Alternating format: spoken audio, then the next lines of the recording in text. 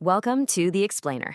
Today, we're diving into a really fascinating text that isn't just about ideas. It's about building a deep, personal connection. It's really a guide for looking past all the noise of the outside world to find a genuine sense of peace and unity inside. You know, right from the very first line, this text does something pretty unusual. It doesn't start with some formal introduction or a big, grand statement. Instead, it opens with this incredibly intimate and personal invitation. It's a call to connect on the absolute deepest level possible.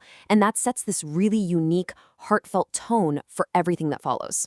So, okay, let's dig into that a little bit. What kind of connection is this exactly? Well, the text is actually super specific about it. And this is where it gets really clear. The relationship it's talking about isn't supposed to be some simple transaction, you know? It's not like a shopkeeper selling a newspaper to a customer just to pass the time. No, it's about a bond between fellow travelers on the exact same path, a shared journey of discovery. Now, to even begin this journey, the text asks us to do something pretty big, to shed our superficial identities, all those labels we carry around with us every single day. It starts by questioning the roles we play. First up are the ones defined by wealth and power. And then it immediately flips to the other end of the spectrum. What about those of us who feel powerless or like we don't have enough? It keeps going, asking about identities we build on our knowledge and our intellect. And finally, it gets really personal, bringing up the identities defined by our physical bodies, whether we feel healthy or sick. And here's the big takeaway.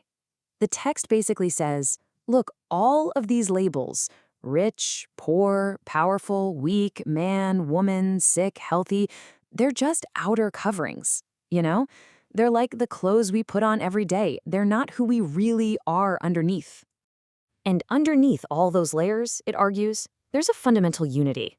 It brings up this idea that the soul is an imperishable part of God, which suggests we're all kind of like rays of light from the very same sun, or sparks from the same fire. We might look separate, but really, we all come from the same source. Okay, so this brings up a pretty obvious question, right? If we're all one and meant to be joyful, then why is there so much pain and suffering in the world?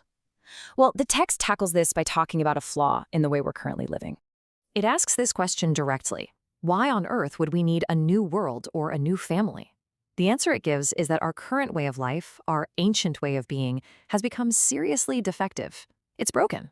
It even gives this state a name, sadosh prachinita, which you can think of as flawed antiquity. And what does that mean? It's basically a condition where we've become so obsessed with the outside world, with praise, blame, winning, losing, that we've totally forgotten who we are on the inside. We've just become puppets, reacting to whatever strings get pulled. And this is where the puppet analogy gets really cool. The text describes these internal forces, emotions like jealousy, anger, and greed, as servants who are supposed to work for us. But instead, they've staged a coup. They've become our masters. And now they're the ones pulling the strings, making us dance around until we're just exhausted and in pain. So if we're all just puppets being jerked around by our emotions, what's the solution? Well, the text proposes a really powerful one, the creation of a whole new kind of family. It's called the Gayatri Pariwar. But, and this is so important, it's not an institution or some formal organization with a bunch of rules and a pecking order. No, it's a kutumb, a family. It's a gathering for people who are just tired of all the suffering caused by the outside world, and who are all looking for the same thing, inner peace. All right, so where do we find this peace? How do you even join a family like this? The text is crystal clear. Stop looking outside.